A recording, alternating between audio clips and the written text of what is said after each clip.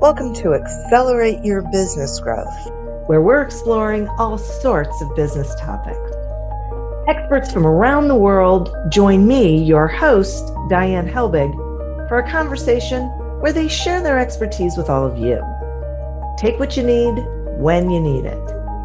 Featured on Inc.com, Forbes, and MSNBC's Your Business, this podcast is recognized as one of the best podcasts for small business, sales, leadership, social media, and more. When it comes to business, Accelerate Your Business Growth has got it covered. And now on with the show. My guest today is Jason Cutter. Jason is a mindset and scalability expert and the CEO of Cutter Consulting Group. Even though he didn't have a sales upbringing or background, his bachelor's degree is in marine biology, he knows what it takes to be successful in sales and build profitable teams. His books, podcasts, and work with clients are focused on helping close more deals, make more money, and produce scalable results. Thanks so much for joining me today, Jason. Thanks for having me here, Diane. I'm thrilled to have you here. Just a quick aside for the listeners. You and I met, last year, the year before, through an online networking thing, and, had contact back and forth, and then sort of lost contact and ended up getting reacquainted. And the reason I say that is because, folks, you never know where different connections and relationships are going to take you when you are simply looking to build relationships. So that's my little non-sales pitch. And for people I totally agree, right? Like that's one of those things. If you're playing the long game and you're focused on relationships, like we can talk about sales, we can talk about life in general, which everything in life is sales. So it's all intertwined. When you're playing the long game, you're just planting seeds and you just never know. I had a mentor that said what he focuses on and what everyone should focus on is planting seeds that might grow up to be trees that you'll never sit under either, right? Like you never know what things are going to grow or nurture, what you're going to do for somebody or with somebody, that it will turn into something that you'll never even see the fruits of. If you're attached to needing to see the results or getting something out of it, that give to get mentality, that's... Anyway, we're already getting off topic here, we are and we aren't. So, because we're going to be talking about sales, right? So, all of this, plays in. And I am curious about something that you and I both see a lot, which is people being order takers instead of salespeople. And I would love to get your take on why you think that happens. Yeah. And I know partially you're referencing the book that I wrote where that was the subtitle, Transform from Order Taker to Quota Breaker. Why does it happen? Well, in my experience, and I will talk from my own personal experience if we want, typically what happens is somebody enters into a sales role or a role where they should be persuading and moving people forward to some kind of end result that then generates revenue, right? A lot of people won't want to say they're in sales. They don't have a title that's sales. Companies give people titles of anything but salesperson, right? Look at account executive. I'm using air quotes, but it's really a sales role, but nobody wants to admit it. And the reason why is sales is gross. Sales is full of the old school tactics that people don't like. In the US and then also overseas with teams that I've done in training, I say used car salesman, and then everyone can come up with a pretty accurate same description of what that looks like. And so people think that is sales. And so what happens is somebody enters in a role where they should be selling, they should be persuading, they should be helping people, but they think sales is that, right? They think that sales is gross. They think that sales requires lying, cheating, tricking people, manipulating, using tactics, strategies, all kinds of things that ultimately benefit the salesperson, but not to benefit the customer. And that's what people think sales is. So they enter into a role and then they think, oh, that's sales. I don't want to do that. I'm going to do the opposite. I'm going to follow the golden rule and I'm going to treat people like I want to be treated. So I'm just going to be nice. I'm going to be friendly. I'm going to build rapport. I'm going to show people that I care. And then I'm going to hope they like me enough and trust me enough. And then they buy from me. because I don't want to do any of those things that I think sales equals. And so they end up in that role. And so that's one mode. That's what happened to me. That's what happened to me in sales and a lot of my career path in sales until I figured out what it really meant. And then the other reason that people end up being order takers is their company just fails them. They hire people, they throw them on the phones, or they throw them into a role. They don't give them any training, or they only teach them about the product. And they say, here's what you're supposed to go sell. Now go sell it. And they think, all right, if I hire 10 people, if one or two of them figure it out, that's great. I'll just fire the rest and keep hiring people and firing people until I have a team. And there's a lot of carnage that goes through that. And people don't actually get any training. And then they default to the first reason I said. Got it. Boy, it's so expensive for companies to do that in so many ways. Yeah, for sure. And it's expensive too, right? And everyone knows the stats of like how much it takes to replace somebody and what you're paying for that. And it could be $10,000, it could be $150,000, a 1 year salary or revenue from a salesperson, all those things. But what it's also doing too, in this day and age right now, which is where it's really hurtful for companies, is that customers aren't going to tolerate that either. Customers aren't going to tolerate turnover. They're not going to tolerate your poorly trained sales reps. They're not going to tolerate your order takers, because unless your name is Apple, there is another company out there who does exactly what you do and is happy to do a better job at it. Apple has no competition when it comes to iPhones. There's one iPhone. They have a monopoly. That's why you stand in line. That's why you put up with their terrible service. That's why you pay their prices, because you want an Apple phone, right? Not all smartphones, but if you want an iPhone, you only have one choice. Right. But out there in the real world, for the rest of us, there's somebody else who will happily help your client in a way that you're not, because they're not going to tolerate it anymore. Okay, but let's talk about that. What is it that most consumers actually want from a salesperson these days? Oh, another loaded question. I feel like I'm just going to keep monologuing on our time together.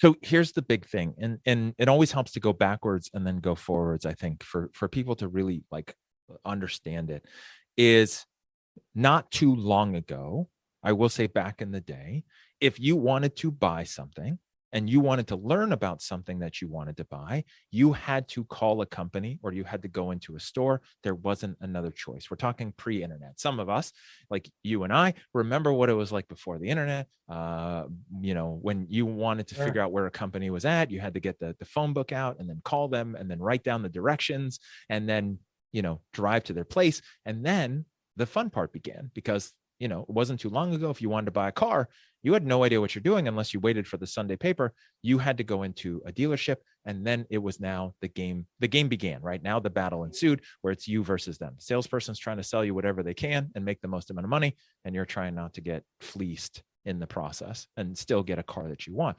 And so the salesperson in the company had all the power and had all the power and felt like they had it. So you were at the whim of them and their game and what they were doing. Okay.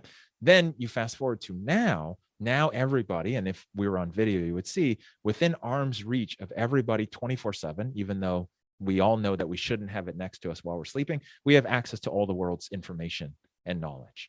Right. And so the problem is that companies still think their job is to help people with information and knowledge and basically lecturing them or telling them things. But that's not true. People now, and they always wanted it, but they didn't have a choice. Now people have knowledge and information. They have access to it. Not everyone researches things and looks it up, but they could.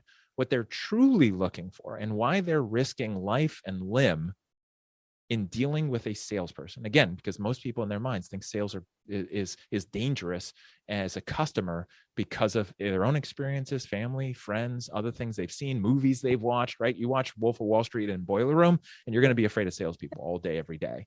And so what happens is if somebody's willing to risk what could happen to them by talking to you, the salesperson, they are truly looking for guidance. They don't need knowledge. They don't need information. They're not looking for a lecture. They don't need someone to give them features and benefits and reading from the brochure. They want to know, how can this product or service help me get to the better place that I want to get to? How can this help my situation? Not everybody, but me. And they want that wisdom and guidance for them. Got it. People really need to listen to that. I think that is huge. They don't want to be educated. They want guidance. Yeah. And I Right? think it's important to know that you do want to do some educating. Depending on what you sell, people might not know what it is. If it's a program or something they've never heard about. So there's some But education isn't that to it. dependent on the person you're talking to? It's dependent on the person you're talking to. It depends on how much people might know. That's Yeah. that's gonna be facilitated by actually asking questions and figuring it Yeah. out, instead of what most salespeople do, which as soon as they start talking to someone, they go into selling mode. They just Right. start talking and monologuing and lecturing, because they just think they're the hero and they've got the perfect solution. Instead, the other person needs to know that you care about them and that you actually want to help them get to a better place. Right. Right. Yeah. Well, it isn't part of the problem that their sales managers are telling them to go out and do that. so here's the oh, Diane, you're killing me with the questions, and or these are great, but like that's the exact scenario that happens, because what I see a lot in companies is just going back to the order taker question, companies don't do a lot of training and don't do a lot of continuing education. They don't do a lot of helping people understand why sales is different now, what their role is, right, in that guide mode and sharing wisdom. And they just default to the classic tactics. So companies aren't doing a lot of training. They're hiring people and they're hoping they can find, air quotes, natural born salespeople who just know what to do. Just give me a phone and a list, and I don't need a script. Just let me do what I do best, right? They're hoping to find those people. Those people make it evolutionarily in the company because the other ones die off because they're not getting the support that they need. Then the company promotes that person into a management role, into a leadership role. And then what happens is that person now as a manager says, well, this is how I see the world. This is how I was successful. So I just assume everyone sees the world like this. And I think everyone should be successful in the same way. And so this is what we're going to continue to do. And just generation after generation, that organization is focused on that thing. And there's a lot of carnage. I've seen companies be successful enough. They're profitable. They make money. Are they sustainable? Are they scalable? Can they do it long term? That's a different matter. It is interesting because a lot of times I look at these companies and I think, boy, I wonder how long this ride's going to last, because at some point, it's just not sustainable. Yeah. And it might be sustainable long term, but what are the ups and downs going to do, and how difficult is that going to be, and how sustainable is that in the time being, right? When the slumps happen, what is that going to do to the organization, to the culture, to everybody? And can you pull yourself out of enough of those long term? Right, exactly. Okay, now you said something a minute ago that prompted me when you said, companies hope that they get this natural born salesperson. So is there really such a thing? And if there is, does that mean people can't be taught how to sell, or, what's your view? Well, first, Diane, I am living proof that someone can make themselves into a salesperson and can be taught that. So that's the first part. The second part, for your original question about natural born salespeople, I think there's definitely some personality traits that lend themselves better to being in a sales role. Now, the ones that are the classically thought about ones, which is charisma, extroversion, the outgoing, the storyteller, the life of the party, the no fear, those kind of things. Yes, that's what can make somebody in that classic mode of sales. But I would contest that now, and maybe not ever, that's not necessarily what people are looking for, right? That somebody who's trying to buy something might not enjoy dealing with that kind of salesperson. They might put up with it. They might want what they want so bad that they're willing to tolerate it. I have tolerated some salespeople like that. And I've also walked away from being a customer with people like that, where I'm just like, no, this is not the game I want to play. And I don't enjoy any of this. But I think what it is, there's some of those traits. I think really when it comes to this natural born salesperson, it's not so much that they were born with the gift to sell. It's that they were born with the personality traits that lend themselves better for sales, and they realized it early on, meaning that this is the person where you can see them now. at 4 years old, 5 years old, 6 years old, they're great at persuading. They're great at talking, not just like putting their foot down and like demanding to get their way. Like they have persuasive arguments at 4 or 5 years old, why they need that cookie or why they want to do this or why they want to stay up late. And you're like, if that person's not in sales or a lawyer, it's going to be like a crime against where they could go with their life, right? We all know that. We've all seen that kid. Maybe you were that kid. And so the thing is that if you fast forward from 5 years old to now you see that person at 25 years old, it's not that they were naturally born to be in sales. They just been working on it and practicing, and they've been talking themselves into and out of situations for 20 years, right? If you're familiar with Malcolm Gladwell and the book Outliers, 10,000 hours principle to be a master at something, they've mastered it. They've been doing it for 20 years, right? That's been their life. Yeah. And now it's just autopilot for them. And so I think that's really more of what it is. If anyone's familiar with Gary Vee was selling people the flowers out of their own front yard. He would rip them out and then knock on their door and sell them their own flowers back to them at like 6, 7, 8 years old. So you see him now at 46 years old, he's been doing it for a long time, right? Yes, he had some natural talents in there, but he's been cultivating them like a professional athlete for a very long time.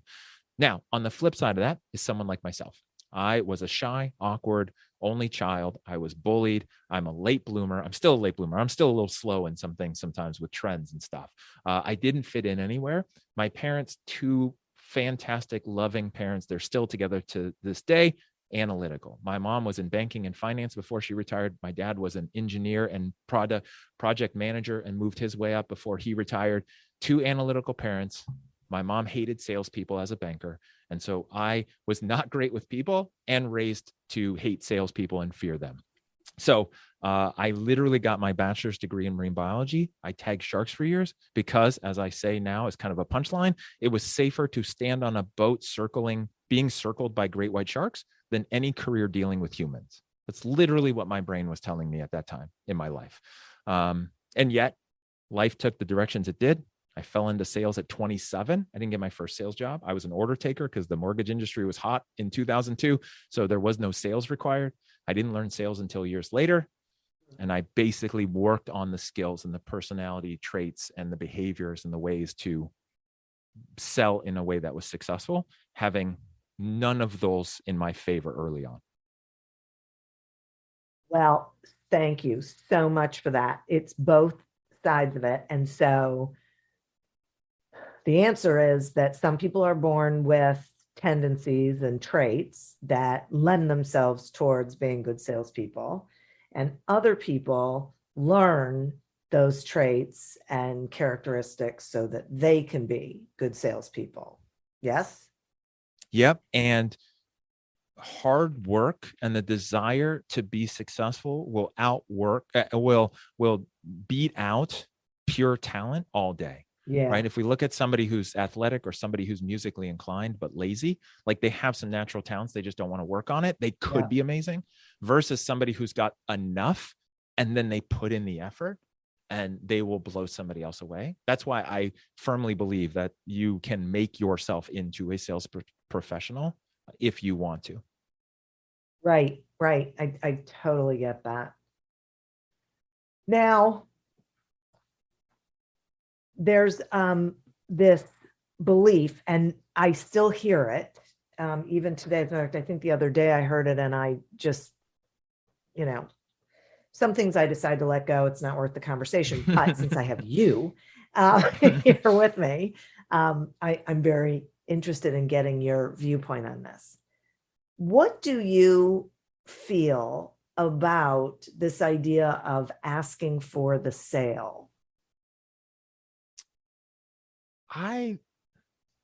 So that's always an interesting topic. And if you listen to a lot of the stuff that's out there, the advice is how to ask for the sale, ways to close the sale, ways to do this, ways to do that. That's really about like getting to the point where you can then ask for the sale. And a lot of it is based on old school tactics. Some of it's based on people don't like to be sold to, they like to buy. So you're asking their permission so that they feel like they're in control. So they're buying, right? And so that's the general advice and the general themes that are out there.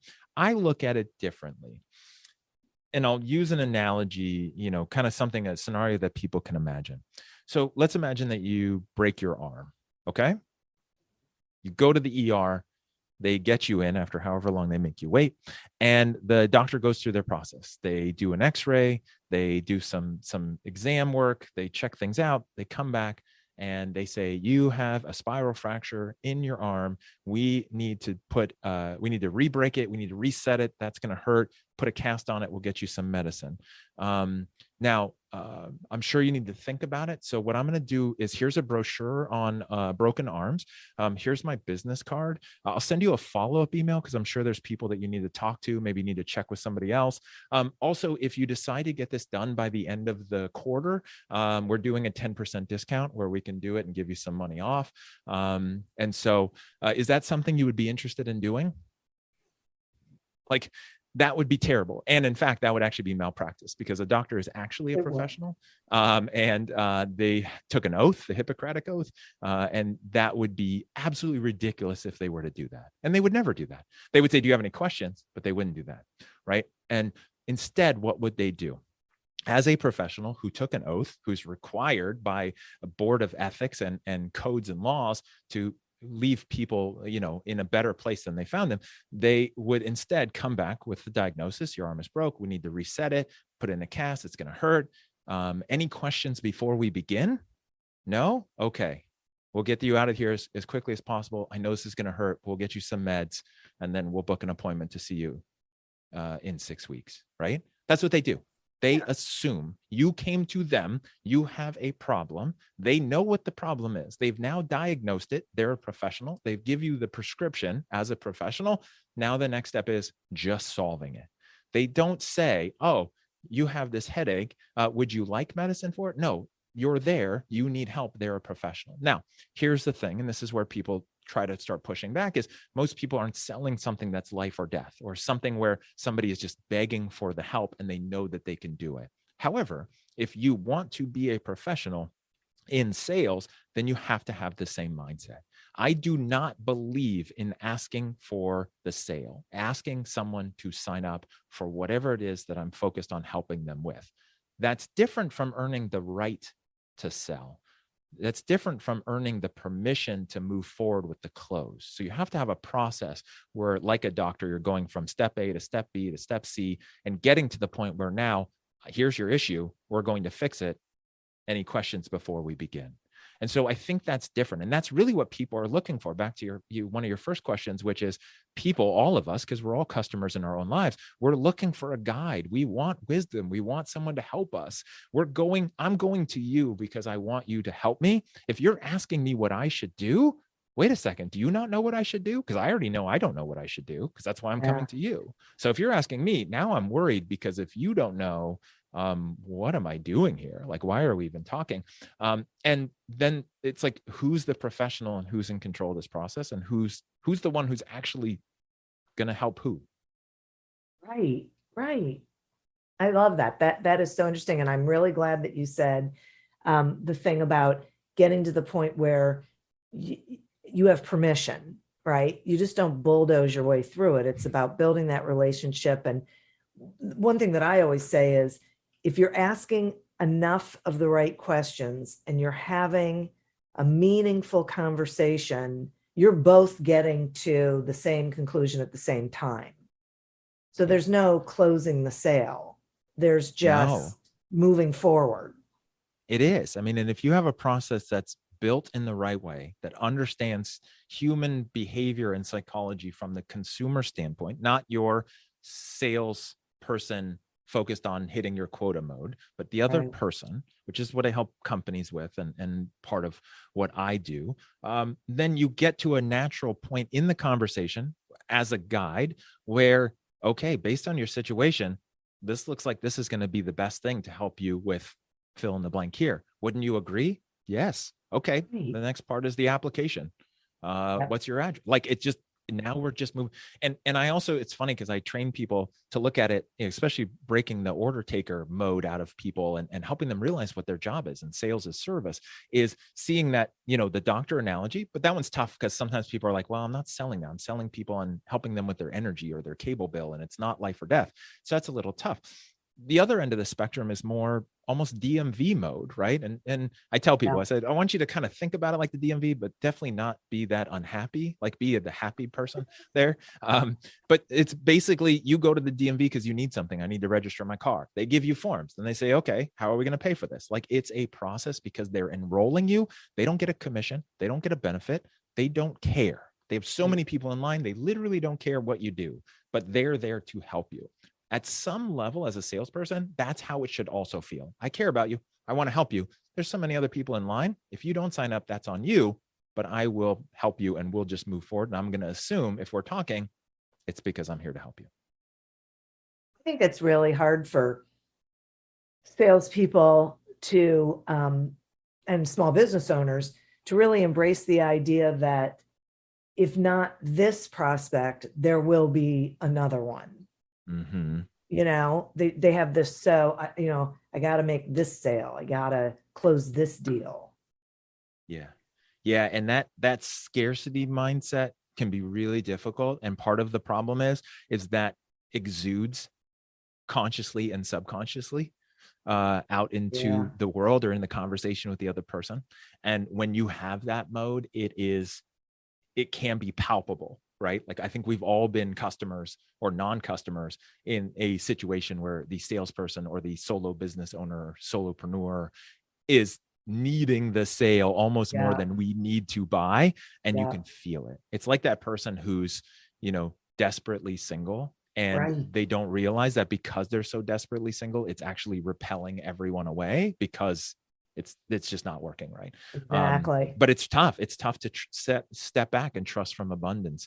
The best thing, and I wrote about this in my book, The Selling with Authentic Persuasion, is to just do some math, right? I'm an analytical guy. We already talked about that, right? Like I didn't think I was going to be in sales. So I just look at it analytically. Like, as a business owner or even as a salesperson, I have all my reps do this, is how many people out there are your potential customers in the world, in the country, in your city, in the whatever, right? Do the math. That's the potential. Now, out of those, how many do you need each year, and for how many years, to be wildly successful, to be very happy financially, business-wise, whatever that looks like for you, right? And then work that number down to maybe the month. And now take that number of how many people you actually need to sign up, divided by the total population of everyone that you could sell to. I promise that number is a fraction of a fraction of a fraction of a percent. Then you realize, wait a second, I don't need every single person I talk to. I just need the ones who I can really help. And then if I can really help them, game on, right? That's when I need to move them forward. Right. Otherwise, I don't need to force every single person through. I mean, I've had people do that where we help people with credit card debt. And you look at the numbers, and there's 100 million people in the US with credit card debt. And I talk to a salesperson. I'm like, if you can help 2 people a day, that's amazing. 2 people a day, even if your career is 10 years long, out of 100 million people. And even if I had a team of 100 people doing that all at the same time, it's still a fraction of a nothing, right? And so just keep going, right? You don't have to try to choke every person into a client. And please don't. And please don't. It doesn't work. And even if so here's the thing, right? On the other side is the people who do that, right? Not the physical choking part, because that's bad, but they just force it, and they manipulate, or they trick, or they beg, or they plead, or they, like, I've seen it all. What happens is you might win the battle today. They might sign up with you either out of desperation, out of fear, out of something, or the charm, the magic dust you sprinkle on them, and they just kind of don't see the BS. But you will lose the war, because tomorrow they will wake up and out of the trance, and they will go, oh crap, what did I sign up for? What did I buy? I need to take this back, or I need to cancel, or I need to stop my credit card or cancel this check. And I've seen all of that too. And so it doesn't work long-term either. No, it doesn't. It's amazing. Oh my gosh, Jason, I knew I was going to enjoy this conversation. And I did. And so thank you so much for joining me today. Will you tell the listeners how they can find you, how they can get your books, everything they need to know, please? Well, let's start with finding me. So I'm on LinkedIn, YouTube, Instagram, Facebook. I have a business page there. Easiest place to start is if people go to jasoncutter.com. So I basically made that a hub for everything I have. for salespeople, for managers, owners, leaders. There's 2 different sides of the page that just has curated content and directions for where to go. I have some ebooks out there as well that people can sign up for and get those for free. So jasoncutter.com is the best place to go. For the book, Selling with Authentic Persuasion, if you go to the website, you can get that directly from me, or if you'd rather, it's on Amazon as hard copy. Also, it's on Audible, which was a fun experience recording that. So that's available if you like the audio for that. And other podcast content, jasoncutter.com is the best place to go. Awesome. Thank you so much. As I said, I really appreciate it. I know this is very valuable for the listeners, as are your books, so they should go get them. And listeners, thank you. You are who we're doing this for. Thank you for tuning in to this episode of Accelerate Your Business Growth, a production of Evergreen Podcasts. Discover more episodes of this podcast and explore others at evergreenpodcast.com. As always, continue to prosper and be curious. And if you're looking to get your sales strategy headed in the right direction, pick up a copy of Succeed Without Selling on Amazon or wherever books are sold. Until we meet again on another episode of Accelerate Your Business Growth, goodbye and good day.